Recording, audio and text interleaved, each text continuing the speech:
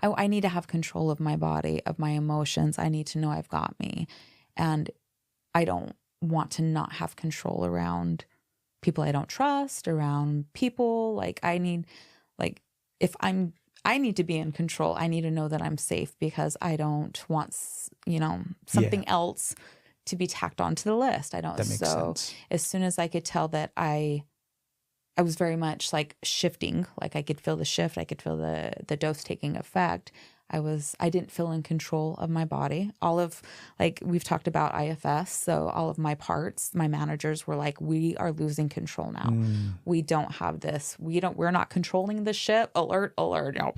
Everything was firing at that moment. And she did such a good job. Like just those two things, the taking the medicine and then when it started to take effect were terrifying. They were so terrifying.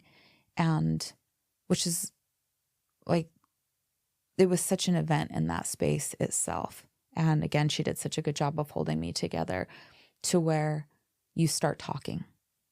You start talking these things that come up. There was a lot of things that I had the pieces for, but what it felt like, it was like, your junk drawer, like you have a junk drawer, right? And there's all this shit in it. And some things you know what it is. And some things you're like, who put this there? What is this? I don't even know what it is. What does it do? What is it? I don't feel like this goes here. What's this cable for? I don't remember what this cable for? is. Yeah. Like, what does, you think it's a bottle opener, but it's a, I don't know.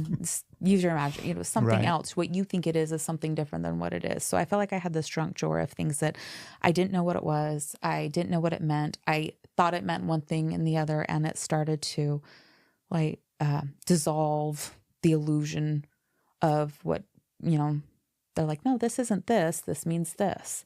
So the pieces were becoming clearer. I was being able to see through the filters and understand, oh, this is what this is. This is something that was really painful. This is something that actually isn't okay. This is something that was really bad. This is, understanding what was happening and then being able to like process these things, being able to it's like, when you have the PTSD, when you have the flashbacks, when you have like your body's in the moment and you're triggered and you can't tell whether you're in the present or the past, or like you're just in the experience and you're reliving it in the experience. That is why like there's so many, like it's so hard to get through on your own.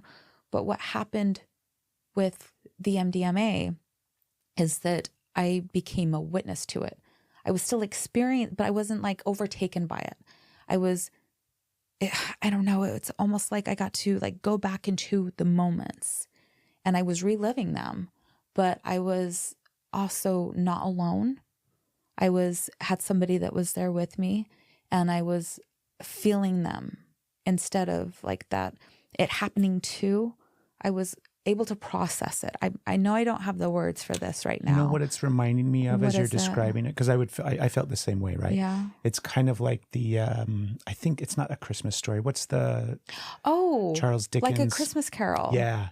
Like where he's going back and seeing scenes from his life play out and understanding all the different components of it. I can totally kind of what see it was that. like. I can totally see that. Yeah. Yeah, that's a really good analogy for that. There were definitely parts that, like another like part of that happened is you're not able to, like sometimes when traumatic things were happening, you weren't able to cry out. You weren't able to defend yourself. You weren't able to, like you had to leave so you couldn't react in the moment. Yeah. And re-experience, I was able to react. There was, at one point, because it was like, it was an in and out, you kind of like, you go through a cycle and then you get a break and then you go through a cycle and you get a break. She was like, another wave's coming, another wave is coming. And so it naturally gives you this cycle. It's a very cyclical experience. And then as the waves come in, you have an experience and the waves come out and you get a break and it's a minute of integration. And then you're like, okay, I'm in the room. Here's my incredible therapist who is like, I'm pretty sure they're like an angel, like straight, like there's no way that in my brain at that time, like a person could handle this.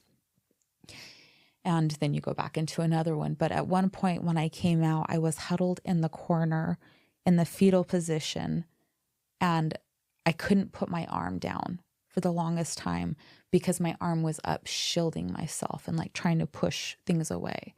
And I was just like in this hysterical moment, which seems terrible, right? On one hand, it seems terrible, but that's how I had been feeling. That's what that part of me was stuck there and never got to express. So being able to just scream, to cry, to push away, and just like feel that, allow that emotion out of me, allow that experience, my body to do that thing that it needed to do so bad, but it could never do, and was told it didn't need to do it, and I shouldn't be thinking, all of these things, to be able to go through that motion. That release was so powerful.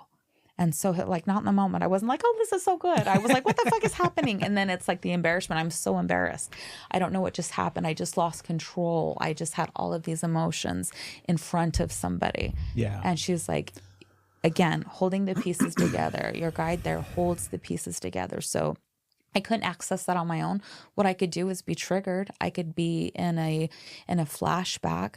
I could start to think that things around me were meaning the same thing, and then I would go into dissociation. I might have a flip out, but it wasn't a process. It was a complete like spiraling out. But I would then dissociate, and then I would go into fawning. I would go into apologizing and making it better and trying to caretake, even if it was a traumatic event that now compiled on, or a non-traumatic event that had the meaning. Because you don't know when they're coming. You don't know what's happening. You're having a fine moment and you smell something, you hear something, it just happens. Yeah, it's a whole thing where your nervous system can't differentiate between memory and reality.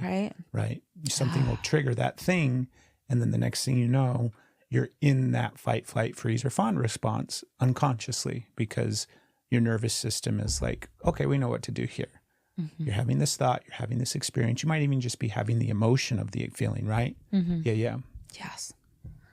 So like, that's like mine started out with like mine started out really little. Well, they were like, we have been waiting. Like, here's the things here's cores that we need to go right to.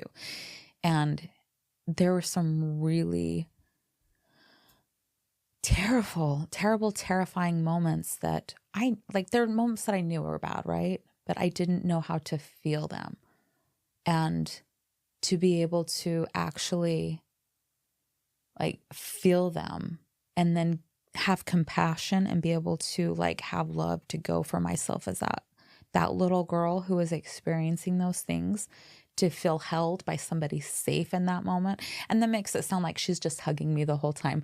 No, she stayed on the other side of the room. I couldn't handle touch. I couldn't handle any of that. And that's also something else that's discussed beforehand. If you can handle, you get to control the whole situation, and they keep you safe for it.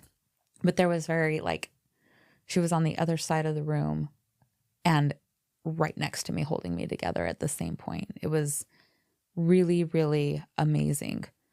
So I went through all this inner child stuff. I went through and finally was able to process, and not once did I hear, oh, it wasn't really bad. It wasn't that bad. You should feel sorry for all of the things that, oh, that didn't all of the things, right? It was like to be seen, heard, and validated and supported and kept safe in that moment.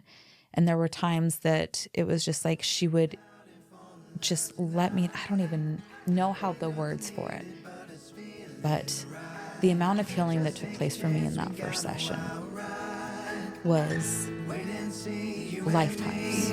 We were meant to be. We were meant to be.